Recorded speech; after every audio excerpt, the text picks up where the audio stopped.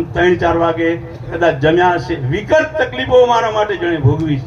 એટલે તમારા બધાના સામે આ શંકરદાદાના સામે મને એક છેલ્લી મારી એટલી ઈચ્છા છે કે હીરાપુરી બાપુનું નામ લેતા લેતા મને સમાધિમાં તમે લઈ જાઓ ને, એના સિવાય હવે કોઈ અપેક્ષા નથી. હીરાપુરી બાપુના જામ અહીં રાજસ્થાનથી માણસો આવે, ક્યાં ક્યાંથી આવ્યા.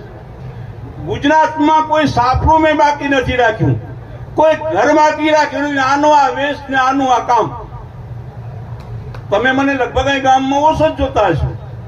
બહાર જઈને મેં શું કામ કર્યું છે શું નથી કર્યું એ હજુ આજ ખબર નહીં પડે. પણ જ્યારે અમારો સમાધિનો ટાઈમ આવશે ત્યારે તમે જોજો બધા કે મેં શું કર્યું છે. એના પુરાવા અહીં કદાચ નજરે દેખાય છે.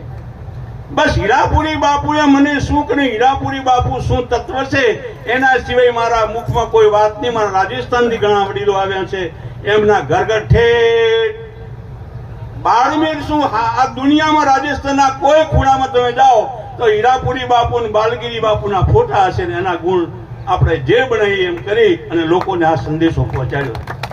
એવા અમારું પરમ તત્વ, અમારા સમાજની ખૂબ શોભા વધારી, અમારા આશ્રમની ખૂબ શોભા વધારી.